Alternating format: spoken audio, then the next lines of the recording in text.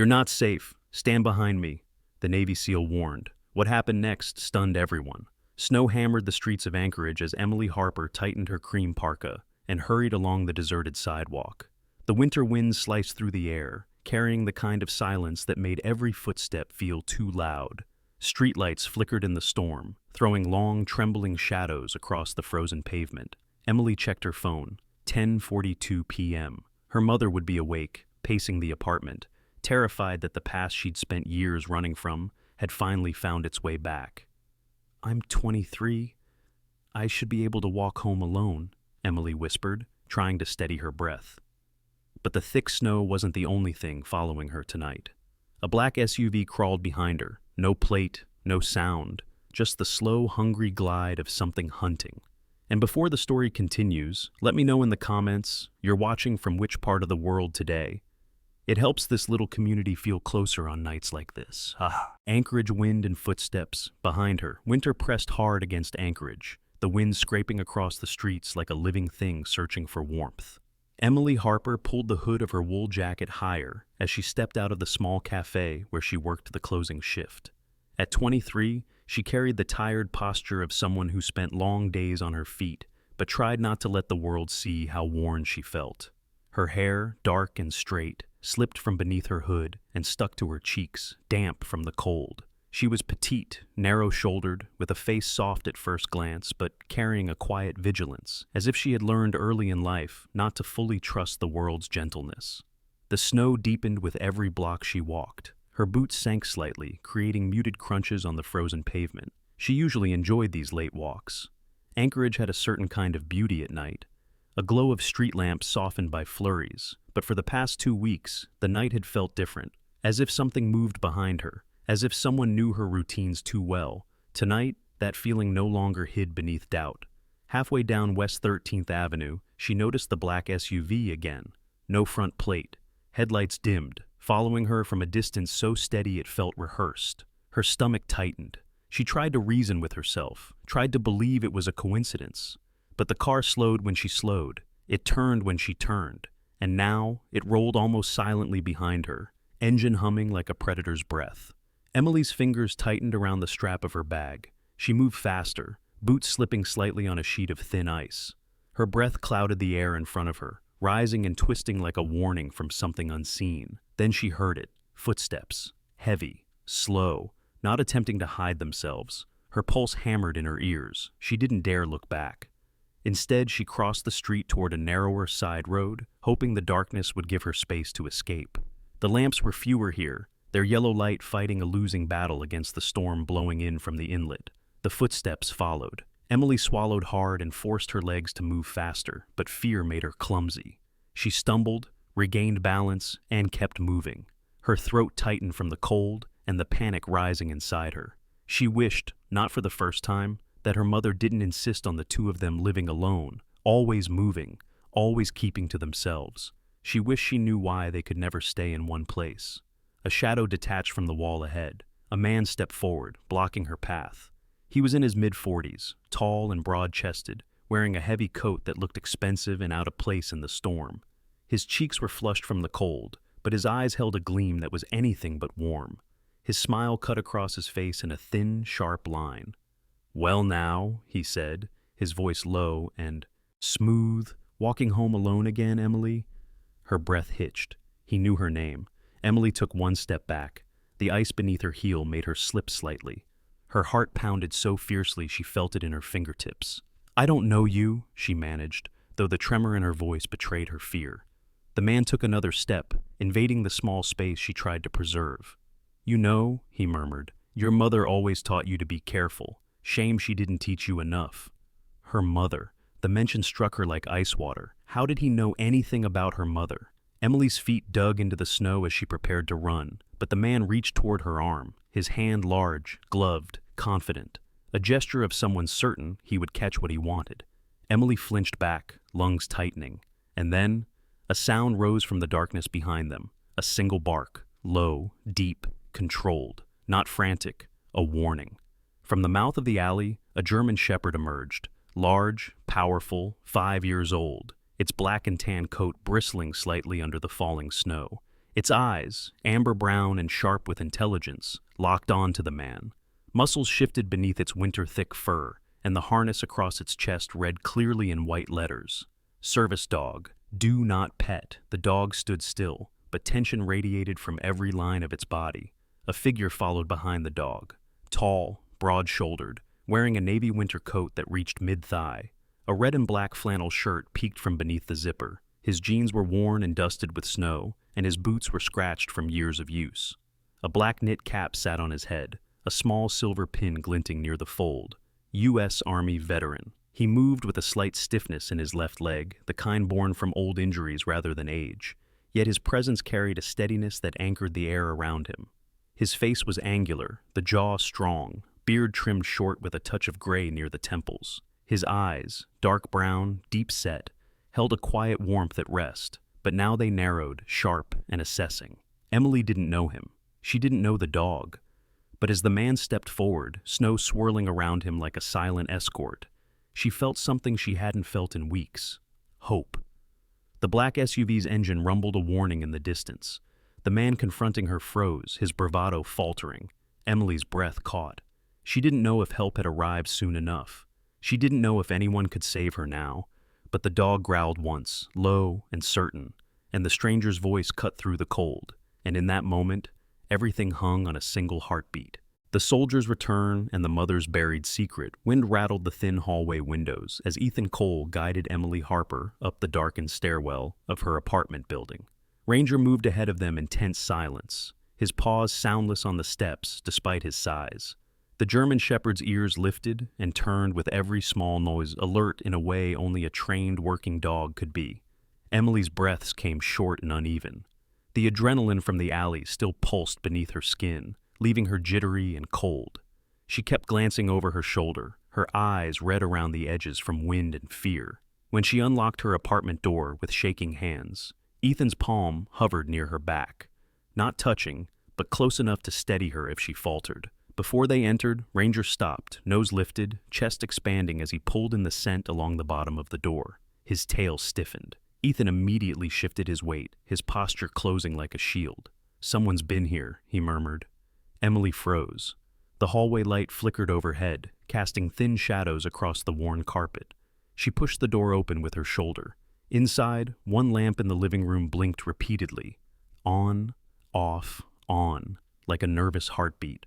Her mother appeared in the doorway to the kitchen. Linda Harper was a woman who looked older than her 48 years, though she carried herself with a quiet strength. She had a slender build and a slightly hunched posture from years of looking over her shoulder. Her ash-brown hair, once long, was now tied back in a messy twist, revealing a narrow face with lines of worry carved deep into her brow. Her skin was pale, the type that bruised easily, and tonight it seemed almost colorless. "Emily?" she whispered. Then she saw Ethan, then the dog. Her entire body stiffened. Ethan gave a short nod of courtesy. "Ma'am, someone was following your daughter tonight. I brought her home." Linda's eyes widened, panic flooding her expression so fast it looked painful. She pressed her hand against the counter as if to keep her balance. "They saw you? They were close?"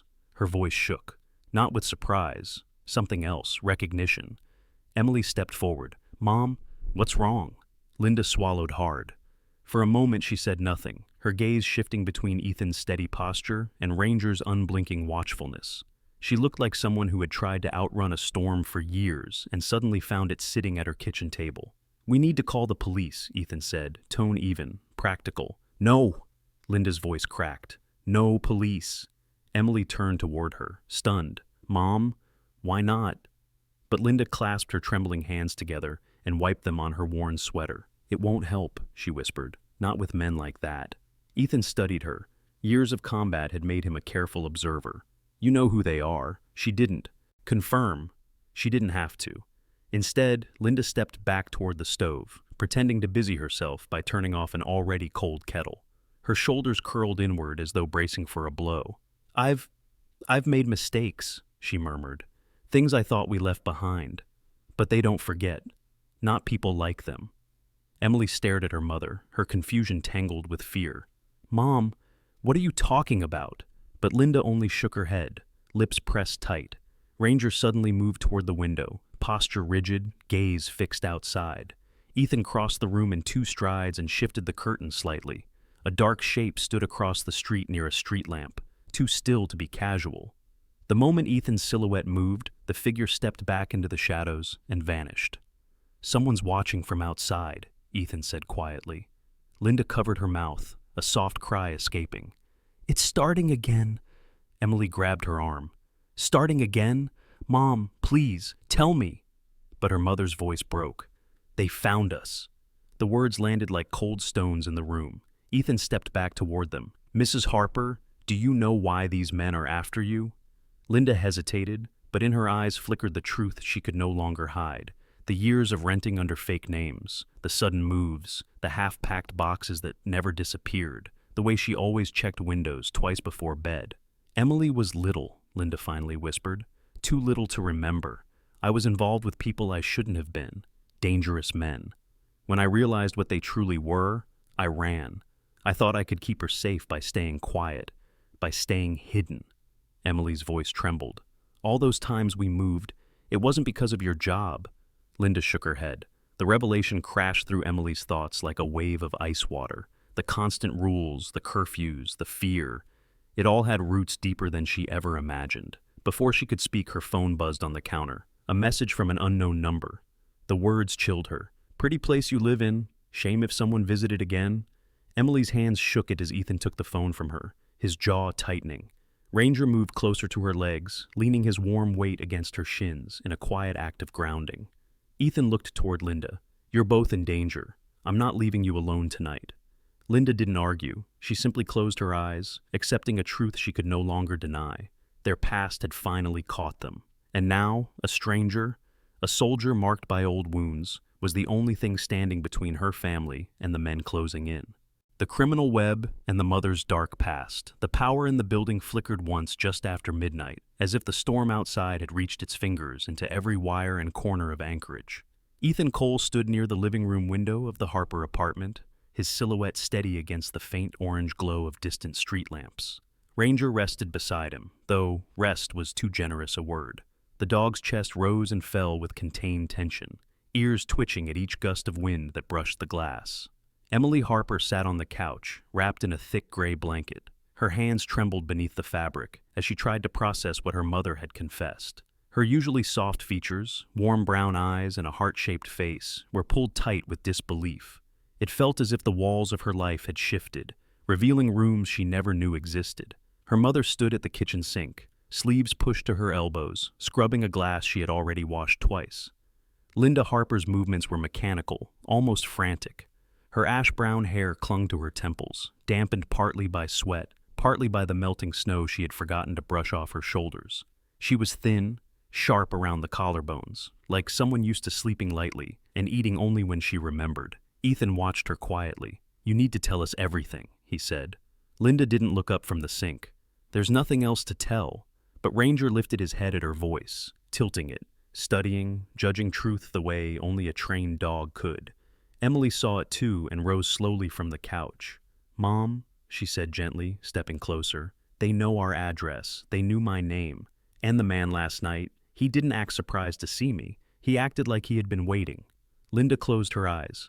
The weight of years pressed down on her shoulders, making her look smaller than before. "They were smugglers," she whispered. "I was young, stupid maybe. I fell in with people who promised protection, money, a way out. Until the night I saw them do things I could never forget. I took you and ran. I shouldn't have waited so long." Ethan's expression hardened. "And now they want leverage." Linda nodded once, her jaw trembling. "They'll take her, Ethan. They'll take Emily because they know I'll come crawling back if they do." Before Ethan could respond, Ranger snapped upright, body tense, ears pointed sharply toward the hallway. A soft click echoed outside the front door. Someone had touched the lock.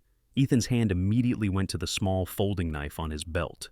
Ranger moved to the door with silent steps, nose pressed to the base, tail stiff. Then, footsteps retreated down the hallway. Emily clapped a hand over her mouth. Linda turned pale. Ethan approached the peephole. "Tall man," he murmured. "Dark jacket, hood up, couldn't see the face." "When will this stop?" Emily whispered. "When we stop hiding," Ethan answered. But the next day proved hiding was no longer an option. Emily left for her evening shift despite Linda's protests. The cafe was only 3 blocks away, and Ethan insisted on walking her there. Snow fell thick and heavy, blanketing the streets in a muffled white quiet. Ranger trotted ahead, his body language unwavering, confident, alert, purposeful. Anchorage seemed to hold its breath.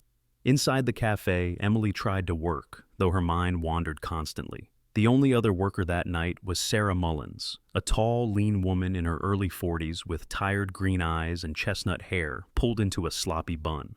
Sarah carried a subtle hardness in her posture, the kind built from raising 2 children alone and working double shifts.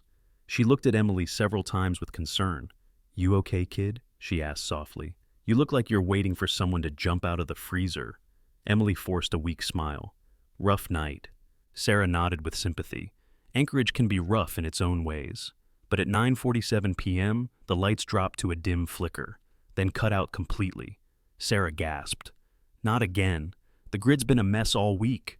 But Emily felt the truth in her bones. This wasn't the grid. This was them.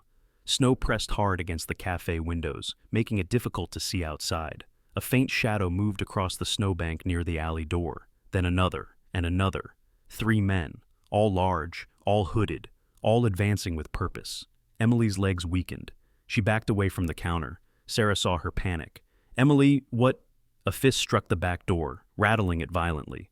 Emily stumbled toward the front exit, but snow had piled high against it, slowing her escape. The cafe lights flickered once more, then sparked out completely, leaving only the storm's faint reflection through the windows. Hands grabbed the door handle from outside. Another shadow moved past the glass. Emily was trapped. "Emily!" Sarah hissed, urging her toward the supply closet. "Go! Hide!"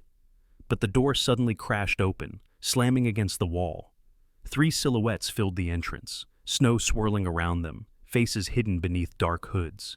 Emily backed into a corner, breathing fast, vision blurring. She thought of Ethan, she thought of Ranger, and she feared, for the first time, that help might not come. Then, deep through the storm, a sound rolled in like distant thunder, a growl, low, powerful, unmistakable. Ranger. He was coming, but Emily didn't know if he would reach her in time. The chase through the whiteout and the warehouse rescue. Snow slammed sideways across Anchorage as if the sky itself were breaking apart. The storm roared loud enough to swallow whole streets. Yet Ethan Cole heard one sound clearly. The terrified cry of Emily Harper as she was dragged out of the cafe and shoved into the back of a black SUV. Ranger lunged ahead of him, paws tearing through the drifts. The dog's black and tan coat blurred against the swirling white, muscles tight with singular purpose. His growl cut through the storm like a warning bell. Ethan was seconds behind him. The 3 abductors scrambled into the SUV, their breaths forming frantic clouds. Up close, Ethan saw them clearly. Men in their late 30s or early 40s, all broad-shouldered, faces hidden behind dark scarves. One had a jagged scar running from his temple down to the edge of his jaw, his eyes narrow and mean, like someone carved hard by violence.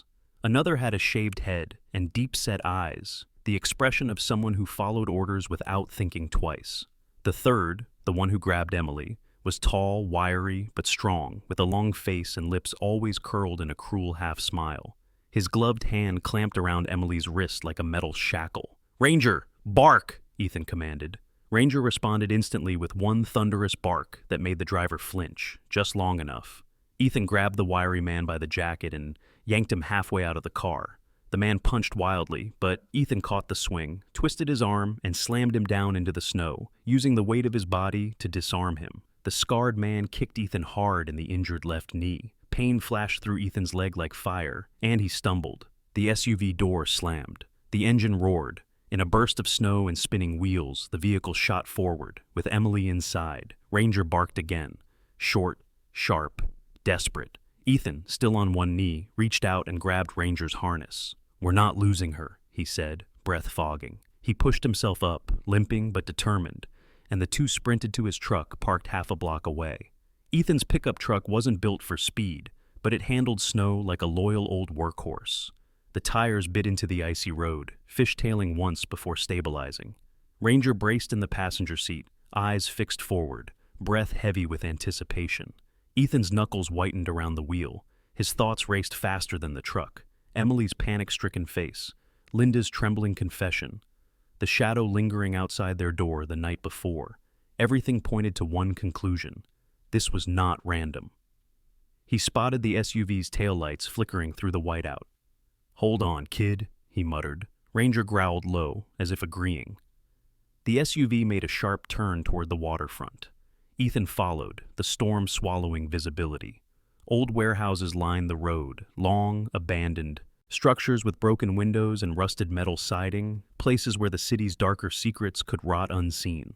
The SUV skidded into a lot behind a warehouse with a collapsed roof. Ethan killed his headlights and rolled the truck to a stop several yards away. Ranger stood pressed against the window, tail stiff, ears forward. "We go quiet," Ethan whispered. They moved through the snow like shadows. Ethan kept low, favoring his left leg but moving with practiced precision. Ranger circled wide, nose low, guiding them around debris and melted patches of ice. At the side door of the warehouse, Ranger paused, head tilting. Someone was inside. Ethan gripped the handle. It was unlocked. He slipped in. The warehouse swallowed sound. The cold inside was harsher than outside, biting at the skin. Dim yellow lights flickered along the ceiling, buzzing faintly. Emily sat tied to a chair near a row of metal crates. Her hair was disheveled, cheeks streaked where tears had mixed with melting snow. Her normally soft voice was hoarse from screaming. Beside her was another young woman, a stranger, maybe 19, with blonde hair cropped short and bruises along her jaw. Her eyes were wide, hollow, glazed with exhaustion. Ethan's chest tightened at the sight. A guard stood nearby, a man with a square build and a dull expression, wearing a heavy flannel jacket. His hands were shoved into his pockets, as if guarding kidnapped women was a routine part of his night. Another man leaned against a pillar, younger, maybe late 20s, with a messy beard and an anxious tremor in his fingers. He kept checking his phone, sweat gleaming on his forehead despite the cold. They didn't see Ethan until Ranger let out a low growl. The square-built man spun. "Who?" He didn't finish. Ranger launched forward like a bullet, knocking him flat. The man hit the cement with a grunt, arms flailing as Ranger pinned him. The bearded man reached inside his jacket, but Ethan was already on him, ripping his arm down and striking his ribs in one fluid motion. The man collapsed, breath knocked out. "Ethan!" Emily cried, voice breaking. He cut her ropes with a small knife from his coat. "You're okay. We're getting you out." But before they could move, a new voice echoed behind them. Well, didn't think you'd show up so fast." Ethan turned. A tall man stood in the doorway, a figure Emily recognized instantly from her mother's trembling memories. He had dark, slicked-back hair, a hooked nose, and a face carved by brutality. His age hovered around 50, but his posture radiated power. He held a long hunting knife. The leader of the group Linda had escaped long ago. He rushed at Ethan with startling speed, but Ranger moved faster. The dog hurled himself between them, teeth bared, knocking the man sideways. The knife clattered across the floor. A snarl tore through the warehouse, raw, fierce, protective. Outside, the storm screamed against the walls, but inside, Ethan and Ranger stood their ground, and Emily was no longer alone. The first quiet morning in years, snowfall eased overnight, leaving Anchorage wrapped in a pale, peaceful glow. Dawn spread across the horizon in soft colors, peach, silver, faint gold, melting into the white sheets of winter that blanketed the coast. For the first time in what felt like a lifetime, the world around Emily Harper was silent. Not the silence of fear, not the stillness of holding her breath, but a quiet that let her shoulders finally drop. Police vehicles still lined the abandoned warehouse district. Their flashing lights, now muted in daylight, reflected off the ice like distant beacons. Officers in heavy winter jackets moved across the scene, their boots crunching through crusted snow. Among them stood Detective Marcy Keller, a woman in her mid-40s with a weathered but calm face. Her dark hair was streaked with gray and pulled into a neat bun. Years of dealing with violent crimes had carved faint lines around her sharp eyes, yet her voice remained steady, almost gentle. "Miss Harper," she said, placing a gloved hand on Emily's shoulder. "You're safe now. You and your mother both." Emily nodded, though a tremor passed through her body. She wasn't cold. She had simply been holding terror inside for too long. A sudden cry broke the tension. "Emily!" Linda Harper rushed forward, her breath turning into clouds as she ran. She was a woman in her late 40s, slender but strong, with long chestnut hair streaked by stress more than age. Her usually calm brown eyes were red and swollen.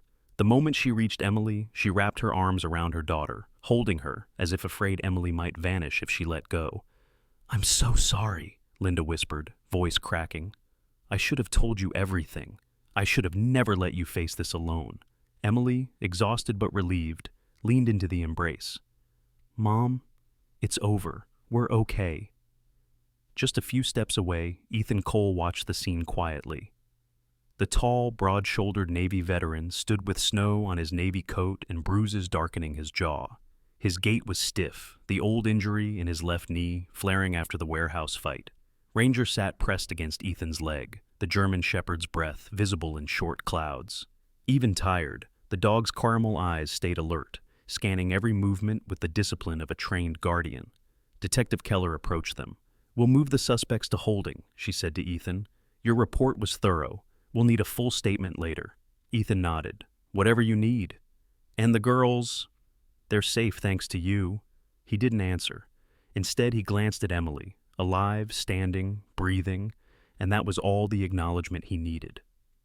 By afternoon, arrangements were finalized. Emily and Linda were accepted into the witness protection program. A new start in a new place, far from the shadows Linda had spent half a lifetime escaping. But relocation took time. Until then, they needed someone who could keep them safe. And Ethan didn't hesitate.